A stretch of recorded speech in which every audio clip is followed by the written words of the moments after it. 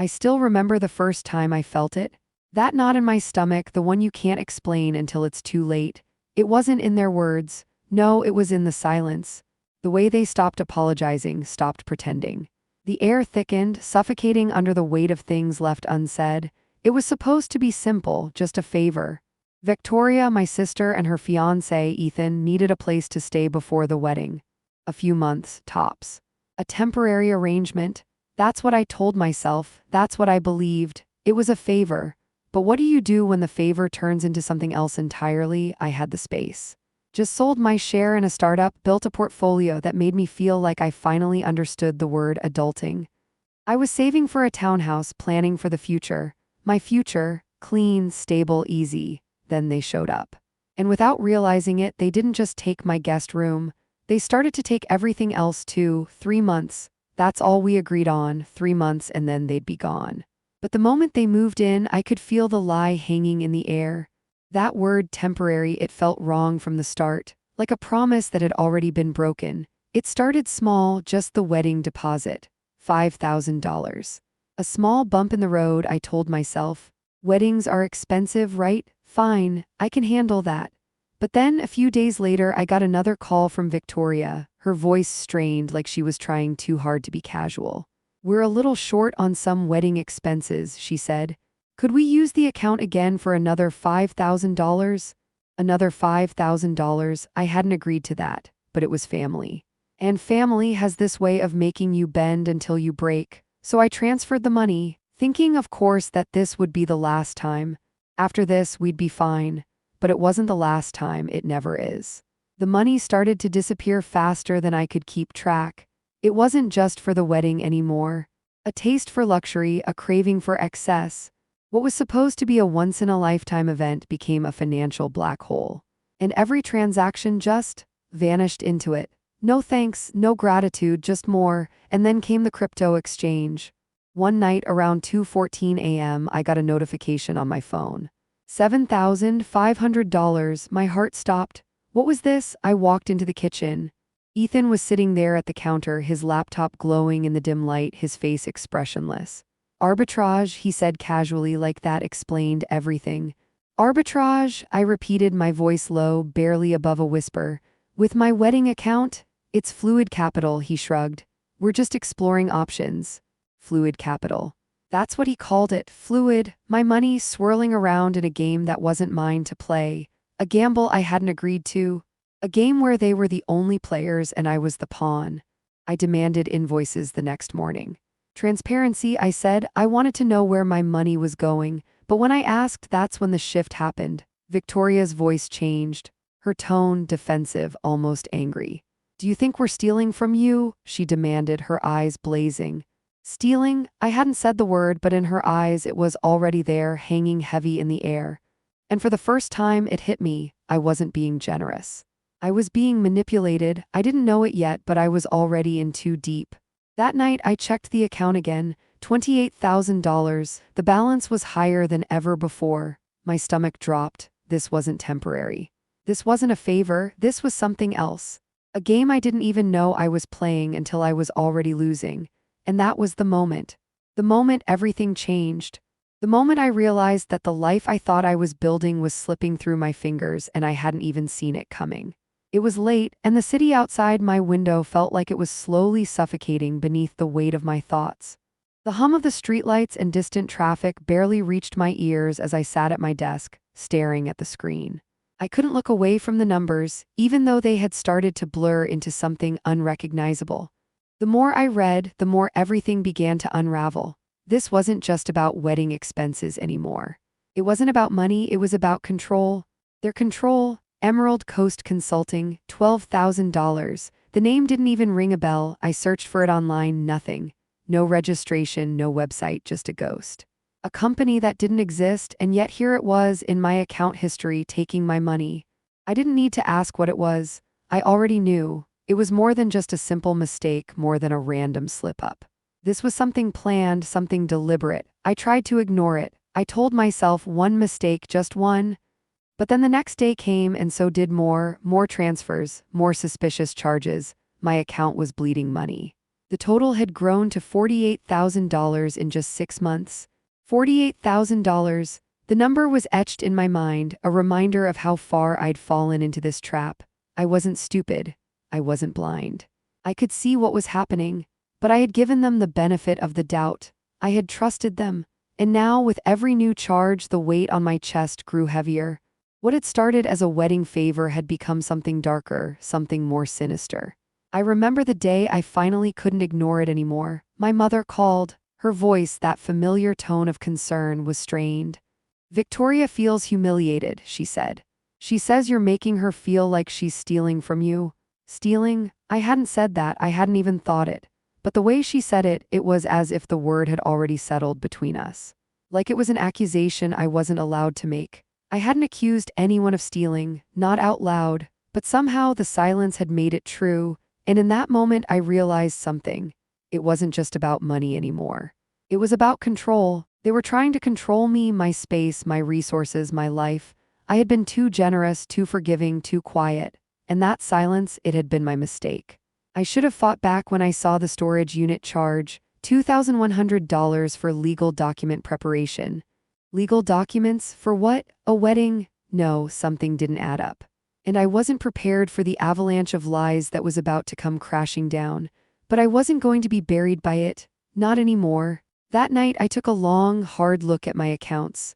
The balance had climbed again. It wasn't just the wedding anymore. It was something else, something deeper, something that I couldn't ignore any longer. $52,000. I wasn't going to let it keep growing, not without doing something about it. I knew what was happening now. There was no denying it anymore. The lies had piled up higher than I could ignore, and I wasn't about to let myself be buried by them. Every time I opened my account, every new charge, every deceitful transfer, it became more and more obvious. They thought I hadn't noticed, thought I wouldn't catch on. But I was watching. I was always watching now. It was just past midnight when I logged into the bank account again. I had stopped sleeping. I couldn't. Every time I closed my eyes, I saw the betrayal, felt it like a weight on my chest. It wasn't the money that hurt the most. It was the thought that they had been lying to me, using me all along. The money was just a symptom of something far deeper. Another transfer. Another $12,000 to Emerald Coast Consulting. And the pattern was clearer than ever before. Same third-party processors, same routing accounts. It wasn't a mistake anymore, it was deliberate. They thought I wouldn't notice. They thought they could keep pushing me, testing my limits, seeing just how much I could tolerate before I finally snapped. But I wasn't going to snap. I was done being the passive sister, done trying to keep the peace. They had crossed the line and now it was my turn. I wasn't just going to let this slide. I wasn't going to let them control me anymore. I confronted Ethan first. He was sitting in the living room just as calm as ever, that same fake confidence in his eyes. When I asked about the transfer, he shrugged as if it was nothing. "You're overreacting," he said. "We were just exploring some options." Exploring? No, this wasn't about exploring. It was about control. It was about seeing how much I would tolerate, how far they could push me without me fighting back. But now I was fighting back. The next morning, I called the bank. I was shaking, but I forced myself to stay calm. I wasn't just dealing with a financial mess anymore, I was dealing with something far darker. I needed them to freeze the account. I couldn't let it go on any longer. "Please, I need you to flag these transactions," I told the woman on the other end of the phone. "I believe there's been financial exploitation." She listened quietly, typing as I spoke, and then said, "We'll start an internal review. We'll freeze the account if necessary." If necessary, it wasn't just necessary, it was required. But I didn't say that, not yet. I hung up the phone, and for the first time in months, I felt a weight lift from my shoulders. I wasn't just the passive observer anymore. I was in control of this situation. And they were about to find out that they had pushed me too far. That night, I compiled everything, every document, every transfer, every invoice. The numbers didn't lie. I printed everything out, stacked it in front of me. $100,000, $100,000. They thought they had gotten away with it. They thought I hadn't noticed, but I had, and I wasn't going to let them take another cent. I wasn't going to let them destroy my life any further. And that was when I made the call. I reached out to my attorney. I needed to know my options, to understand the legalities of what I was up against. "This is financial fraud," he said after a long silence. "But it's more than that. They've been trying to control you. If you don't act first, you'll spend the rest of your life fighting this, on their terms." Their terms. The words hung in the air, thick with everything I had been unwilling to see. But I wasn't going to fight on their terms. I was done playing their game. There's always a stillness before the storm. It's the silence that makes your skin crawl, the kind of quiet where everything feels wrong but you can't quite put your finger on why. I could feel it when I walked into the condo that evening. The tension was thick, hanging in the air, but they didn't speak, not directly at least.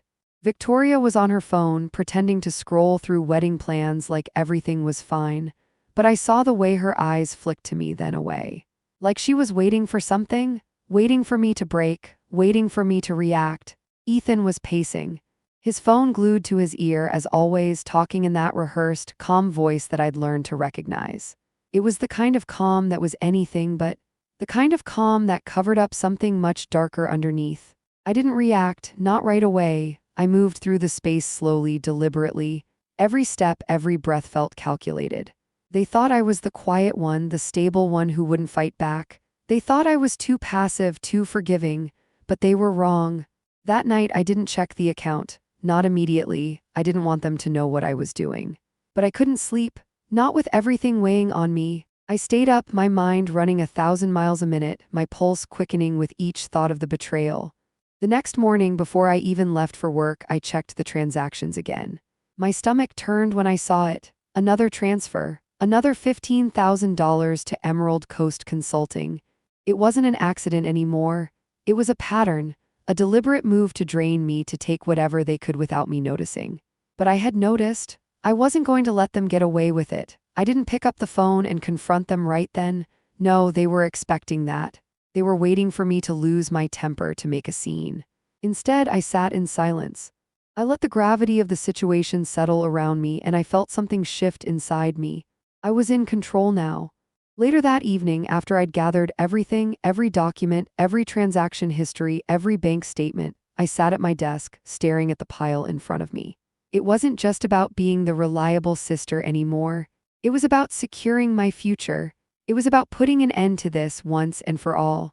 The total was over $100,000. $100,000. And they thought I hadn't noticed. It hit me like a slap to the face. This wasn't a misunderstanding. This wasn't a wedding gone wrong. This was deliberate. Every charge, every transfer, every action, it had all been calculated. And I had been blind to it for far too long, but not anymore. I wasn't going to let them keep playing me for a fool. I wasn't going to let them take what was mine. The time for silence was over. Now it was time for action. I made my move. I called my attorney. I needed to know what I was up against, what legal ground I had to stand on.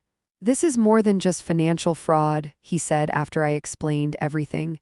"They've been trying to control you, manipulate you. If you don't act first, you're going to be stuck fighting them on their terms for the rest of your life."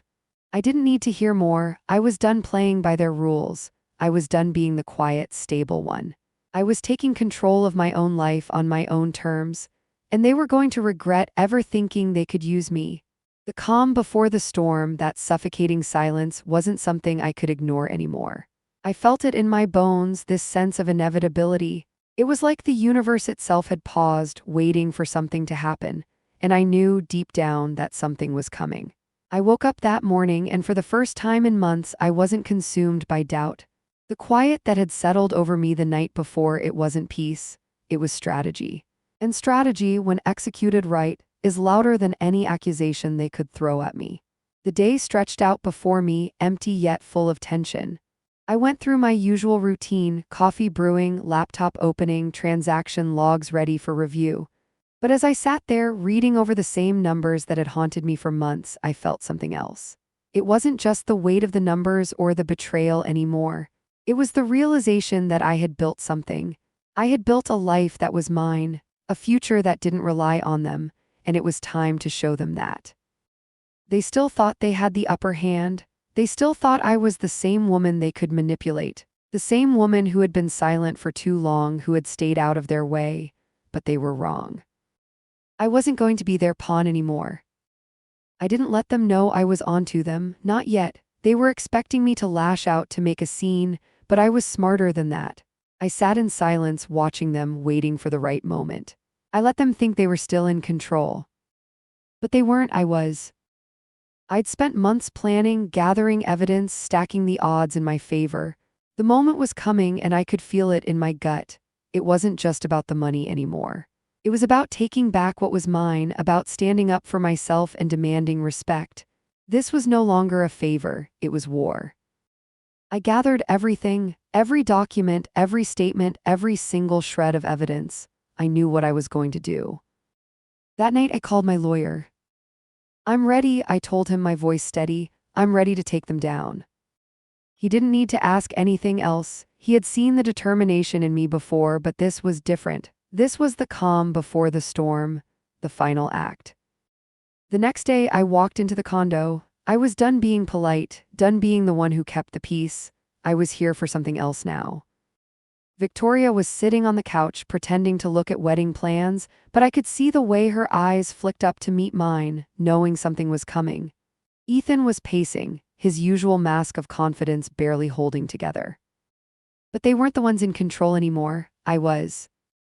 I pulled out the documents, everything I had, all of it, every charge, every transfer, the full extent of what they had taken from me. I laid it out in front of them. "You've been using me," I said, my voice steady, every word a bullet. "And I'm done, this ends today." They froze, the silence between us was thick, heavy. They had no idea how far I had gone, how much I knew. They thought I wouldn't notice. They thought I wouldn't fight back. But now they had no choice but to listen. Victoria's face twisted into something unrecognizable. Anger, shame, and guilt all mixed together. "You don't understand," she started, but I cut her off. "I understand perfectly. I've been too quiet for too long. I've been letting you walk all over me, and I've had enough." Ethan tried to interject, but I wasn't done. I'm done listening to you both," I said, my voice unwavering. "This isn't about a wedding anymore. This is about control, and you're not going to control me anymore." I left the condo that day knowing the storm was just beginning. The papers were signed, the lawsuit was filed, and they were going to lose. It was over. I had taken back what was mine. I had reclaimed my life, my future, and my power, and no one would ever be able to take it from me again.